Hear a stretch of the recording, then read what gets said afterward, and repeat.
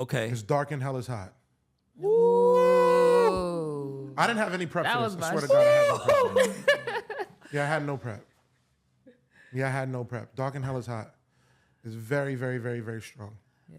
Who had a bigger impact on the world for you? I always get, Nori asked this question, and it's always interesting to me because it's like, they kind of was the same person for different reasons, but DMX and Tupac.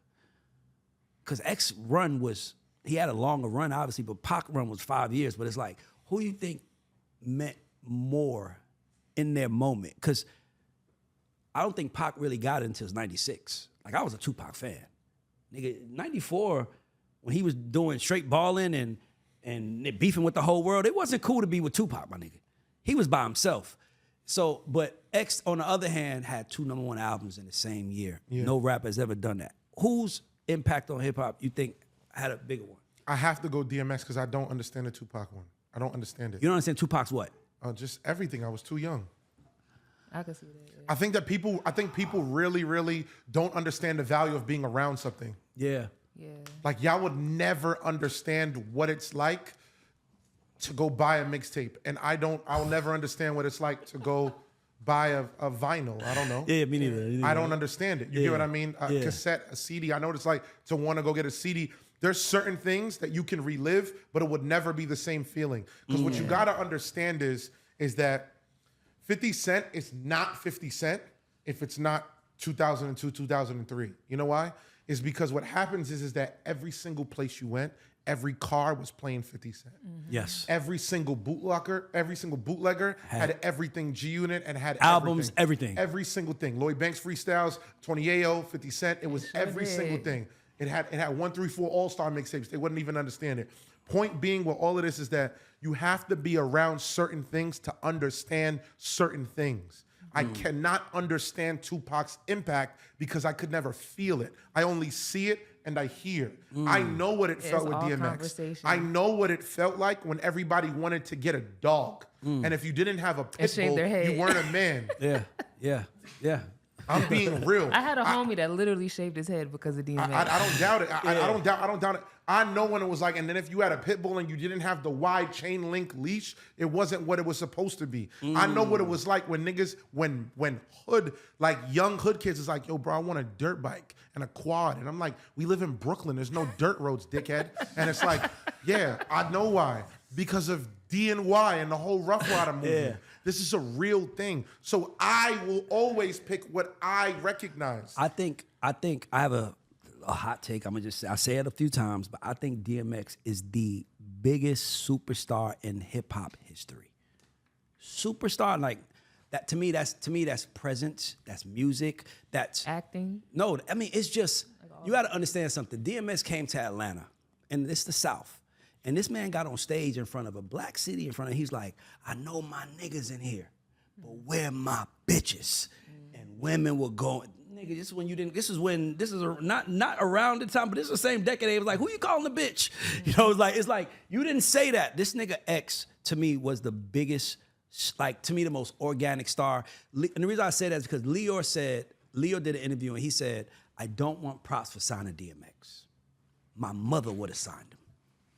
Anybody in the world, if they saw what I saw, you got to understand, DMX killed the shiny suit era. DMX, niggas don't understand how much DMX played a role in who Jay-Z became. You don't know nigga, first of all, okay, let's be clear. I love Hov. Hov is great, but Jay-Z has always been a day late and a dollar short in hip hop. Until Hard Knock Life. He was think about it. He came 1996, Reasonable Doubt, classic, wasn't ready to die.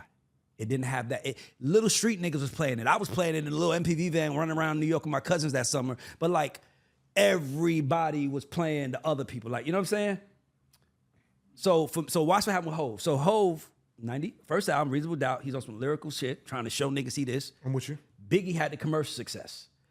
Nigga, that's 96. 96, now here comes the 97 album, In My Lifetime, Volume 1. Now, who's the biggest artist in the world? Big, Puff. So Jay that's his shiny suit era. He does Sunshine. Him and Dane walking around with the bright suits on in the video. Sunshine, he making the songs with the girls and everything because that what was working. And then he just felt like he felt stupid chasing Puff, so he goes and does the streets, just watching mixtape street shit. That got him back on fire in the streets. Then he comes with Hard Knock Life. But DMX is what set the tone. By the way, if DMX really was like a businessman, I don't think Jay-Z would have been as big as he was. Because let's be clear, Jay-Z shouldn't have headlined a Hard Knock Life tour. It shouldn't have been called a Hard Knock Life tour. It should have been DMX's tour. Nigga, dog, this is Jay-Z. You ever heard Jay-Z? Did you see him when he was on LeBron's show? When he talked about X? Dog, Everybody said it gives me goosebumps, bro. He said, Method Man said it. He said, I had to follow this man. He said he comes out and he said, but lights go dark, he growls. Everybody go crazy. This nigga's like, I gotta come behind this nigga. 100%. Like, growls, crowd go crazy. Comes out, takes off his shirt, girls go crazier. Starts praying. Niggas is crying in the audience and he's crying on stage. Yeah. Then sings Rough Rider anthems, have everybody go crazy, and then lights go off. Jay is like, remember Jay? He was like, dog, me and Dame looked at each other like, we're gonna have to acapella the hell out of this tour. We're gonna have to acapella this tour because we can't beat that. Yeah. That's what I'm saying. But DMX didn't have the plan. But he had the brand. But that's what I'm saying. I think he's the biggest star. And you know what I mean when I say star. 100%. Like star is it's just you. The brand. It's just you shine the brightest, my nigga. No matter what. You can do things no one else can do. Like I think Lil Wayne's top 3. Lil Wayne, DMX to me are the biggest stars, but DMX is number 1 and I think Jay-Z followed that. Think about this. They went on tour in 98. 98 is a year DMX had 2 number 1 albums. Why couldn't it have been his tour? Jay had Dame.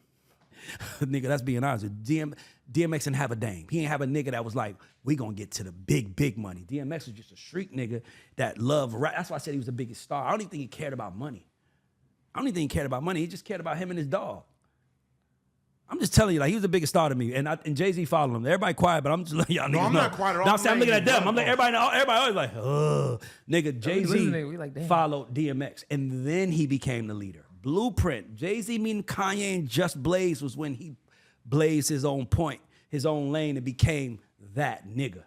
And that's around the time DMX had a drug problem. He had a wife issues, a lot of shit. He had more distractions. And that's what hurt him. But, nigga, dog, go look at that video of DMX performing Rough Riders anthem. Also, to be very real, Okay.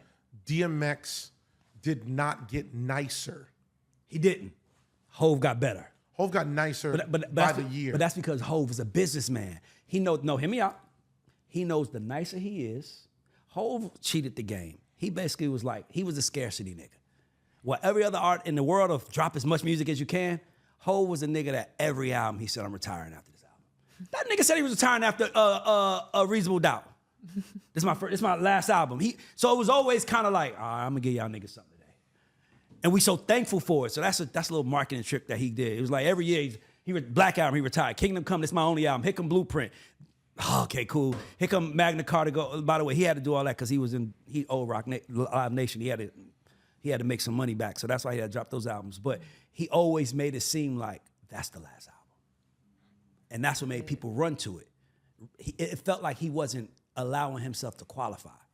You know, because when a nigga drop an album, it's like, yo, that's my album. I'm coming. He was like, that's my album. I'm done.